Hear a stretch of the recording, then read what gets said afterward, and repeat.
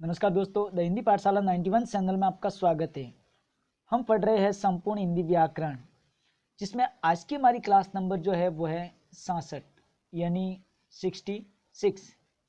और हमारा टॉपिक जो चल रहा है वो चल रहा है विराम चिन्ह, यानी विराम चिन्ह हम पढ़ रहे हैं। और आज विराम चिन्ह की हमारे चौथी क्लास है और इस क्लास में आज विराम चिन्ह पूर्ण हो जाएंगे। तो आइए दोस्तों, बिना देर के आज की क्लास को हम शुरू करते हैं। विराम चिन्ह नंबर 9 नंबर जो है वो है निर्देशक चिन्ह। ठीक है दोस्तों, निर्देशक चिन्ह। अब निर्देशक चिन्ह क्या होता है?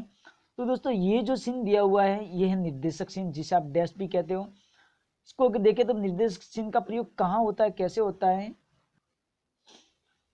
तो दोस्तों नंबर 1 अगर इसमें हम देखेंगे तो किसी संवाद को लिखने के लिए, यानी कोई संवाद हो रहा है, कोई बातचीत हो रहा है, तो उसको लिखने के लिए हम इस निर्देशक चिन्ह का प्रयोग करते हैं।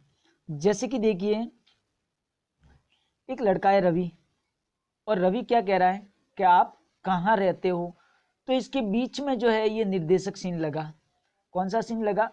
निर्देशक चिन्ह लगा यहाँ पे। उसी प्रकार से दूसरा उदाहरण है मोहन, और मोहन कह रहा है मैं जवाहर नगर में रहता हूँ, तो यहाँ पर भी बीच में कौन सा चिन्ह लगा? निर्देशक चिन्ह लगा है। दूसरा अगर नंबर देखे तो दूसरा जो है वो है कि किसी प्रकार की सूची के पहले, यानी किसी भी प्रकार की कोई सूची है तो उसके पहले भी ये निर्देशक चिन्ह लगता है। जैसे कि देखिए, एक उदाहरण है, सफल होने वाले विद्यार्थी इस प्रकार है। क्या है? सफल होने वाले विद्यार्थी इस प्रकार है। फिर आएगा निर्देशक चिन्ह। ठीक है दोस्तों, फिर आएगा निर्देशक चिन्ह। उसके बाद जैसे राम, श्याम, सीता, गीता इत्यादि। तो इस प्रकार के उदाहरणों में भी निर्देशक चिन्ह का प्रयोग होता है। अब इसी प्रकार से आगे देखिए दोस्तों, अगला जो है 10 नंबर वो है त्रुटि बोधक। त्रुटि बोधक यानी कुछ लिखते समय कुछ गलती हो जाए तो त्रुटि बोधक या अंश पद जो सूचक चिन्ह है उसका प्रयोग करते हैं। ये है दोस्तों त्रुटि बोधक अंश पद चिन्ह, यानी आप उल्टे वी आकार में आप देख सकते हैं इसको। ठीक है, कहने का मतलब यानी कि कोई वाक्य या वाक्यांश लिखते समय भूलवश कोई शब्द छूट जाता है तो छूटे हुए शब्द के नीचे त्रुटि बोधक यानी या फिर अंश पद सूचक चिन्ह का प्रयोग किया जाता है। यानी हम कोई वाक्य लिख रहे हैं तो उसके बीच में से कुछ शब्द छूट जाता है, यानी भूलवश छूट जाता है, तो उसको वापस लिखने के लिए ये जो अंश पद है इसका प्रयोग किया जाता है।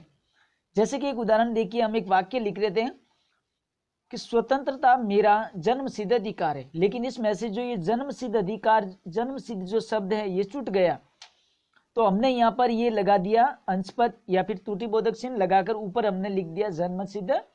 तो वाक्य हो गया पूरा के स्वतंत्रता मेरा जन्म सिद्ध अधिकार है। तो ये जो चिन्ह है दोस्तों ये है त्रुटि बोधक चिन्ह।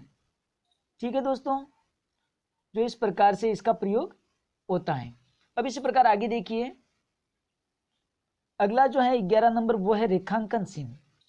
अब रेखांकन चिन्ह में क्या होता है कि एक बड़ी सी रेखा यानी बड़ा सा डैश होता है, यानी कि किसी महत्वपूर्ण शब्द या फिर पद को रेखांकित करने हेतु इस चिन्ह का प्रयोग किया जाता है। यानी कोई महत्वपूर्ण शब्द है या फिर कोई महत्वपूर्ण कुछ पद है तो उसको रेखांकित करने के लिए इस चिन्ह का क्या किया जाता है? प्रयोग। जैसे कि देखिए, गोदान उपन्यास मुंशी प्रेमचंद द्वारा लिखा गया है।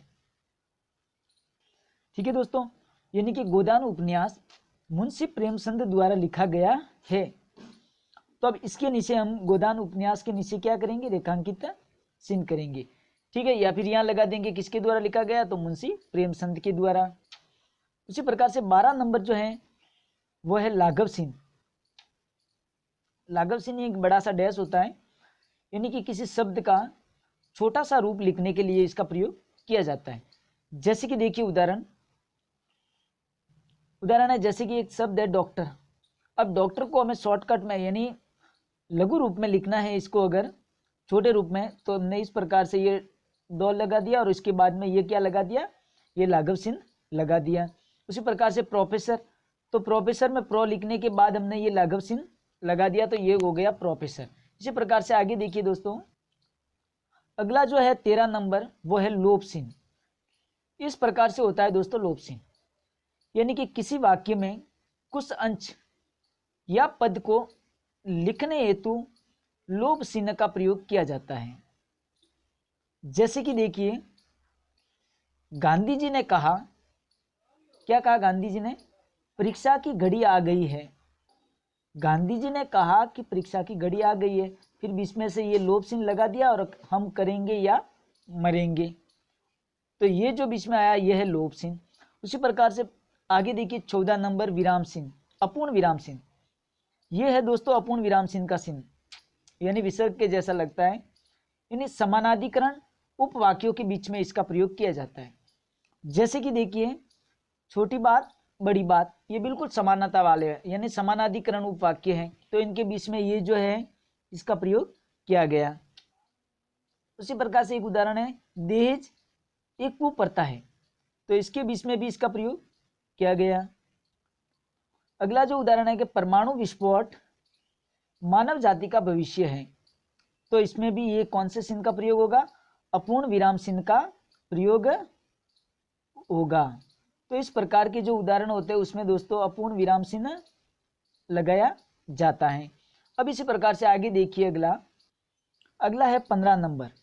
15 नंबर है विवरण चिन्ह। जैसा कि आप सभी जानते हैं, ये है विवरण चिन्ह, यानी किसी कही हुई बात को स्पष्ट करने के लिए, कोई बात है वो कही हुई बात है उसको स्पष्ट करने के लिए विवरण चिन्ह का प्रयोग किया जाता है। जैसे कि देखिए, पुरुषार्थ 4 है, ये बात पहले कही हुई है, हमने तो कही नहीं, तो इसको स्पष्ट करने के लिए यहाँ पर ये विवरण चिन्ह का हमने प्रयोग किया। कौन से चिन्ह का? विवरण चिन्ह का प्रयोग किया। जैसे धर्म, अर्थ, काम, मोक्ष, ये 4 क्या है? पुरुषार्थ है।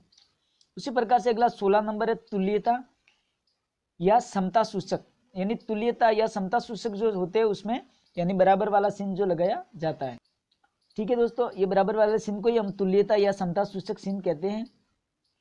यानी कि किसी शब्द का अर्थ बताने, उसकी समान मूल्य या मान बताने हेतु, जैसे कि रवि यानी क्या है? रवि यानी सूर्य होता है, तो बराबर लगा दिया, रवि बराबर सूर्य।